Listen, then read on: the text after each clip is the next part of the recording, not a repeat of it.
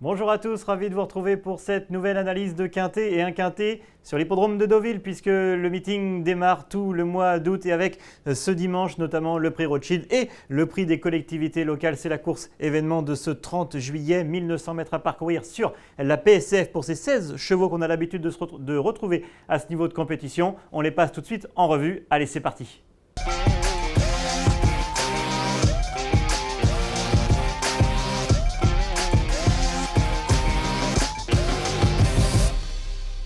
Mais avant cela, vous en avez l'habitude, direction notre page YouTube pour vous abonner et bien sûr réagir à cette vidéo. On échange ensemble jusqu'à dimanche, départ du quintet à 15h15 et bien sûr n'hésitez pas à vous abonner à nos différents réseaux sociaux. Allez, on passe cette revue des forces en présence avec celui qui vient de gagner un quintet. C'était sur l'hippodrome de Saint-Cloud avec Sylvain Ruiz déjà en selle, cette Kazakh et puis l'entraînement de Nicolas Perret marche du tonnerre ces derniers temps. On l'a vu notamment lors de la grande semaine de Vichy. Et puis surtout avec Roque Joyeux. Alors Bozio a gagné son quintet, il a été pénalisé de 3 kg, il a gagné son quintet en 41,5 de valeur, il devançait vraiment un bon lot ce jour-là sur les programmes de Saint-Cloud, il devançait Principe, Galord, Ticho Boy, des chevaux qu'on a l'habitude de retrouver à ce niveau de compétition et regardez-le.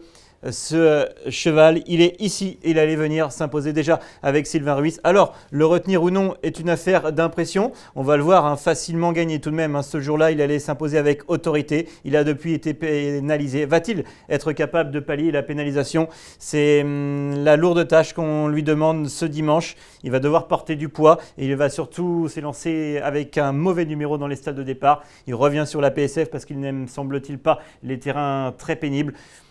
Voilà, comme je le disais, le retenir ou non est une affaire d'impression. Pour moi, mauvais numéro et beaucoup de poids à porter. Ça semble compliqué. Lui, par contre, voit sa situation au poids s'améliorer. C'est ce numéro 2 Night Up présenté par Vincent Sartori qui a peu de chevaux à l'entraînement, mais qui font souvent mouche. Il a un joli pourcentage de réussite, cet entraîneur. Alors, Pierre Bazir le retrouve. C'est un cheval qui a fait un superbe hiver avec Christophe Soumillon notamment. C'est un cheval qui a gagné plusieurs quintets. Il a vu sa valeur monter. Maintenant, suite à ces deux contre-performances sur un terrain très souple, elle s'est améliorée. Il est maintenant pris en 43 de valeur. Il a un bon numéro dans les stalles. Pierre Bazir le connaît bien. Puis c'est surtout un vrai cheval de PSF. Il avait fait de superbes valeurs en gagnant ses handicaps et surtout en faisant un galopé un cheval comme Parchemin. Attention donc à Night Up. Il peut venir pimenter les rapports. Bon numéro, la PSF. Il faut vraiment se méfier de Night Up qui vaut mieux que ses dernières performances. Et il va porter ses œillères qu'il a l'habitude d'avoir sur la tête. Alors j'ai longtemps hésité entre les deux chevaux de Patrice Cottier puisqu'il va présenter le 3 Saint-Hélier et le 4 Indian Pacific. On va revoir Saint-Hélier lors de sa dernière performance. C'est un cheval qui aime bien la PSF. Et regardez son comportement la dernière fois sur l'hippodrome de Paris-Longchamp. Alors il y avait des chevaux qui ont été de l'avant et qui ont surtout fait l'arrivée dans le quintet ce jour-là sur l'hippodrome de Longchamp, c'était le 14 juillet et Saint-Hélier il est là juste dans leur sillage tout au long du parcours. Il va tenter de venir les faire mais il va finalement s'arrêter là et regardez, je trouve que son comportement est plutôt bon, son jockey n'insiste pas quand il a vu qu'il était battu pour le quintet. Et je pense que s'il est avec les 5 premiers en ligne droite, il finit avec les 5 premiers. Il est sans doute compétitif à cette valeur. Il retrouve un parcours qu'il apprécie. Compétitif à cette valeur, c'est la valeur limite pour lui. Mais il a hérité d'un numéro 15 sur 15, même si 15 sur 16, même si Marvin Gondrin s'entend bien avec lui. Il n'y a peut-être pas trop de marge avec ce mauvais numéro. Vous allez voir que Patrice Cottier n'a pas été chanceux au tirage au sort puisqu'il a hérité cette fois-ci du numéro 14 avec son autre pensionnaire Indian Pacific. Mais pourquoi j'ai choisi Indian Pacific? Parce qu'il va être monté par Michael Barzalona et surtout parce qu'il excelle sur les 1900 mètres de la PSF de Deauville. En 7 courses, il n'est tout simplement jamais sorti des 5 premiers. Il a déjà prouvé qu'il était compétitif au niveau quintet à une valeur 41,5. Il est aujourd'hui pris en 40,5. Il reste sur des bonnes performances. La dernière fois, il est 4e, mais il terminait vraiment sur la même ligne que les chevaux de tête. Attention donc à Indian Pacific qui semble être vraiment certainement préparé pour ce meeting et qui revient vraiment sur son parcours à une valeur qui est la sienne. Michael Barzalona, en plus, ça ne gâche rien.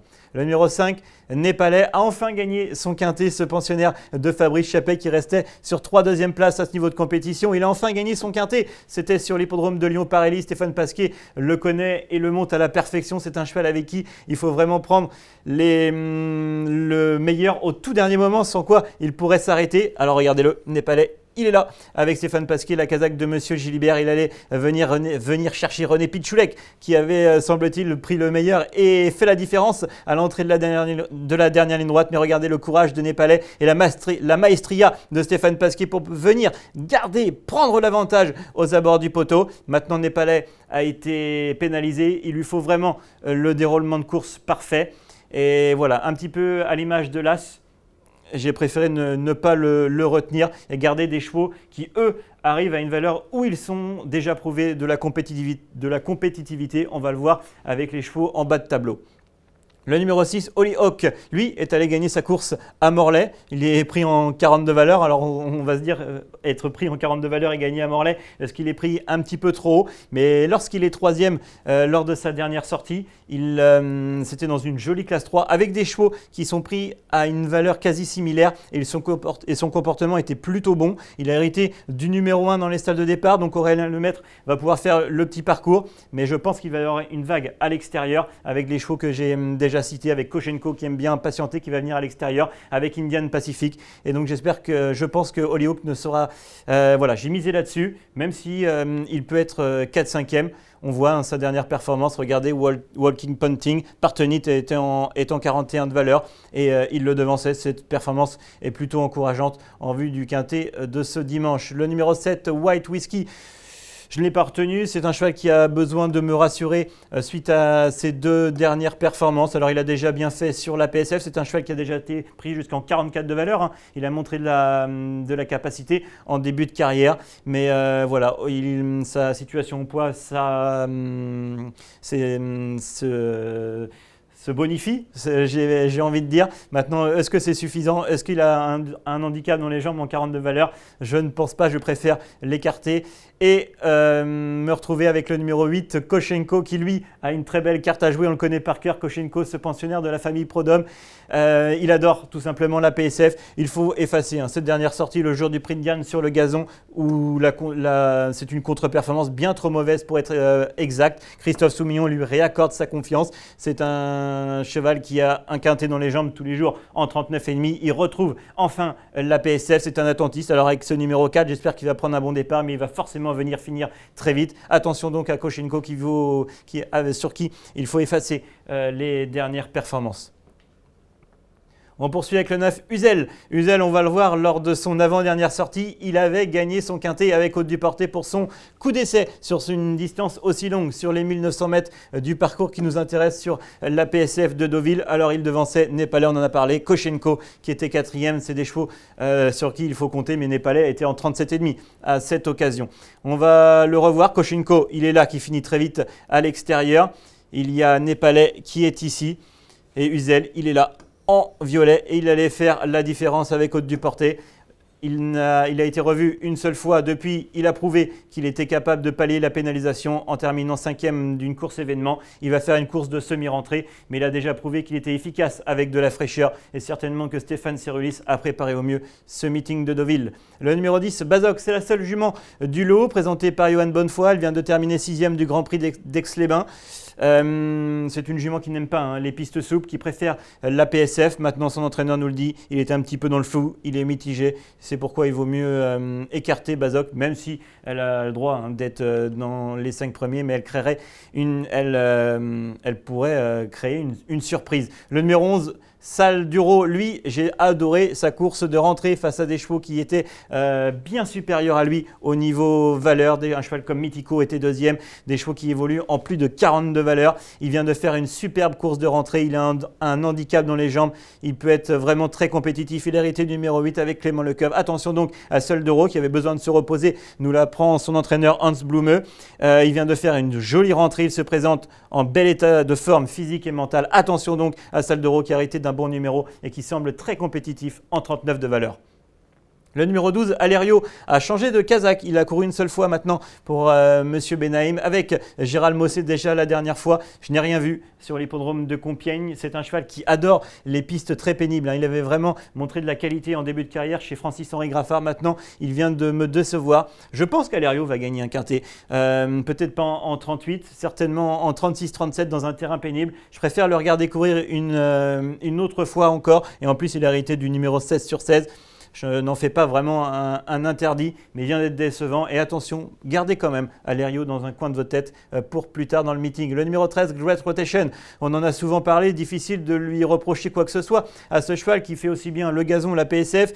Il va faire une course de semi-rentrée avec Bourchan Mourzabayev qui lui a souvent été associé. Son entraîneur nous dit quand même qu'il est capable de terminer dans les 3 premiers. Il faut vraiment qu'il ait le parcours parfait, Great Rotation. J'ai peur qu'il soit pris peut-être un petit peu haut en 37,5. Son entourage est vraiment très confiant, mais j'en ai préféré d'autres dans cette épreuve. Le 14, Dragonnet, j'en ai préféré d'autres. Et à l'image de ce numéro 14, Dragonnet, qui a hérité d'un mauvais numéro. Mais attention, parce que c'est un spécialiste de ce parcours des 1900 mètres sur la PSF. Il a gagné 2 courses l'été dernier, donc on y revient. Alors, il revient à une valeur où il est très compétitif. Il était pris peut-être un petit peu haut sur des pistes souples qu'il n'affectionne pas. Il n'a pas forcément eu des bons parcours et là il se retrouve justement avec un parcours qu'il affectionne et surtout une valeur où il redevient compétitif. Attention à Dragonnet qui a certainement été préparé au mieux pour cet événement. Le 15 Ancto fait partie des chevaux qui ont été déclarés non partants en début de semaine sur l'hippodrome de Dieppe à cause de l'état du terrain très pénible. Il vient sur la PSF. Sylvain Dehaze a donc rayé l'engagement de ce lundi et se rabat sur ce dimanche. J'aurais préféré voir Ancto en deuxième épreuve. Et on termine avec le 16 Lorenzo de Medici qui vient de courir mieux que ne l'indique son classement sur l'hippodrome de Longchamp. On va la revoir une deuxième et dernière fois, cette course de référence. Lorenzo de Medici, il est là, il est très gêné à cet instant avec Yoritz Mendizabal. Cette fois-ci, ce sera Maxime Guyon sur son dos. Et regardez-le, c'est un véritable cauchemar dans la phase finale. C'est la terrible note. Il allait terminer à la 8e place. J'aime beaucoup son comportement. Il a hérité d'un bon numéro dans les stalles de départ. Il revient sur la PSF sur laquelle il a déjà bien fait avec un petit poids, un bon numéro, Maxime Guyon. Et j'ai l'impression avec cette situation au poids qui s'améliore que Lorenzo de Medici peut faire mal ce dimanche. Attention donc au bas du tableau et aux chevaux qui vont finir très vite à l'extérieur. Voilà mon ticket de quintet pour ce dimanche. J'ai choisi 7 chevaux en formule combinée, ça coûte 10,50 € avec Uzel que je place en tête. Lorenzo de Medici est vraiment l'un de mes coups de cœur dans cette épreuve. Dragonnet qui revient maintenant sur un parcours où il excelle et à une valeur où il est compétitif. Le 11, le 8 Koshenko, le 4 Indian Pacific et le 2 Night Tab pour apporter de la cote. Voilà, c'est mes 7 chevaux que je préfère dans le quintet de ce dimanche. Rendez-vous donc pour le meeting de Deauville qui commence ce dimanche sur l'antenne d'Equidia. En attendant, je vous souhaite à tous de très bons jeux.